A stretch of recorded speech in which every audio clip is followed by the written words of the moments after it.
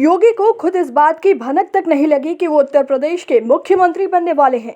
जब भाजपा के स्टार प्रचारक के तौर पर 2017 में हुए विधानसभा चुनाव में योगी आदित्यनाथ घूम घूम कर पार्टी के लिए प्रचार कर रहे थे, तो उन्होंने सोचा भी नहीं होगा कि वो इस चुनाव के बाद सीएम बनने वाले हैं। हर किसी के जहन में इस बात को लेकर कंफ्यूजन है कि आखिर 2017 में जब किसी ने सोचा भी नहीं था, उस वक्त योगी आदित्यनाथ उत्तर प्रदेश के मुख्यमंत्री कैसे बन गए। आपको उन दिनों भीतर खाने चल रही सारी कहानी से रूबरू करवाते हैं, जिसको लेकर आज भी बहुत से लोग कंफ्यूज हैं। योगी आदित्यनाथ खुद इस बात को स्वीकारते हैं कि उन्हें भी ये नहीं मालूम था कि उनको मुख्यमंत्री बनना है। 11 फरवरी 2017 को उत्तर प्रदेश में वोटिंग शुरू हो गई थी। इसी चुनावी माहौल के बीच 25-26 फरवरी के आसपास तत्कालीन विदेश मंत्री सुषमा स्वराज ने उस वक्त के गोरखपुर के सांसद योगी आदित्यनाथ को फोन किया। सुषमा स्वराज ने योगी को बताया कि आपको एक पार्लियामेंट्री डेलीगेशन का हिस्सा बनाकर विदेश जाना है। इस बात पर योगी आदित्यनाथ ने सुषमा स्वराज से असहमति जताते हुए कहा कि 8 मार्च तक चुनाव होने वाले हैं, 6 मार्च तक उनका चुनावी कार्यक्रम है। इस बात पर सुषमा स्वराज ने कहा कि 6 तारीख के बाद ही जाना होगा। आप अपनी सहमति दे दीजिए और आप उसको लीड करिए। इसी बीच 8 मार्च को योगी आदित्यनाथ दिल्ली पहुंचते हैं। उनका पासपोर्ट पहले ही जा चुका था। ये वो तारीख थी जब यूपी चुनाव के नतीजे नहीं आए थे। योगी आदित्यनाथ को शायद ये पहला इशारा था कि उन्हें मुख्यमंत्री बनाया जा सकता है। 10 मार्च 2017 दिन था, शुक्रवार। इस दिन योगी आदित्यनाथ को पता नहीं चला कि उनका पासपोर्ट पीएमओ ने वापस कर दिया है और उन्हें नहीं जाना है।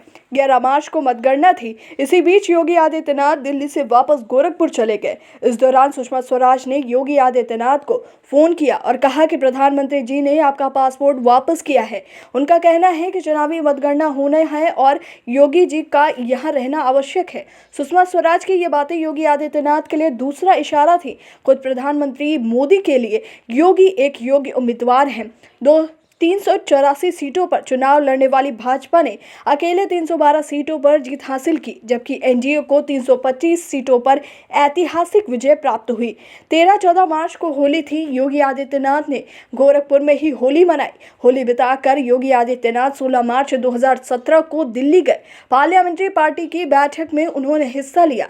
संसदीय दल की बैठक में योगी की मुलाकात तत्कालीन भाजपा अध्यक्ष अमित शाह से हुई। अमित शाह ने योगी से पूछा कि अब कब आए हैं। योगी ने बताया कि मैं आज ही आया हूं। इतने में अमित शाह ने योगी से कहा कि आपसे बात करनी है। योगी ने उनसे मुलाकात की। इस मुलाकात में अमित शाह ने सामान्य बातचीत की। जाते जाते अमित शाह ने योगी आदित्यनाथ से एक ज़रूरी बात कही। अमित शाह ने कहा कि आप दिल्ली छोड़कर मत जाइएगा। निश्चित तौर पर उस दौर में योगी के लिए अमित शाह की ओर से ये एक बड़ा संकेत था। 17 मार्च 2017 की ये तारीख योगी आदित्यनाथ के जीवन की सबसे यादगार तारीख है। दोपहर की फ्लाइट पकड़कर योगी दिल्ली से गोरखपुर जा रहे थे। इसी दिन शाम में अमित शाह ने योगी को फोन किया और पूछा, आप कहाँ हैं।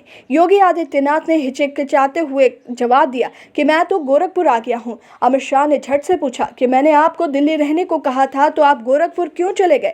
योगी ने अमित शाह को जवाब दिया कि मेरा वहाँ कोई कार्य नहीं था, तो मैं चला गया। इसी बातचीत के दौरान अमित शाह ने योगी को तुरंत दिल्ली आने को कहा। शाम के तकरीबन 6 बज रहे थे। उस वक्त कोई फ्लाइट या ट्रेन नहीं थी। यह समस्या उन्होंने अमित शाह को बताई। अमित शाह ने योगी से कहा कि कुछ मत करो, कल सुबह मैं एक चार्टर प्लेन भेज रहा हूं, उसी से दिल्ली चले आना। ये बात किसी को बताइएगा मत। योगी अगले दिन दिल्ली पहुंच रहे थे। दिल्ली में तकरीबन सुबह 11 बजे के आसपास योगी ने अमित शाह से मुलाकात की। इसके बाद अमित शाह ने योगी को कहा कि इसी फ्लाइट को लेकर आप सीधे लखनऊ चले जाइए। शाम को 4 बजे आपको विधायक दल का नेता चुना जाना है और कल शपथ लेनी है। 17, 18 और 19 मार्च ये तीनों दिन उत्तर प्रदेश के मुख्यमंत्री योगी आदित्यनाथ को कभी नहीं भूलने वाले हैं। 17 की शाम को फोन आया, 18 को चार्टर प्लेन आया और 19 मार्च को योगी के पास यूपी की सत्ता का सिंहासन आया।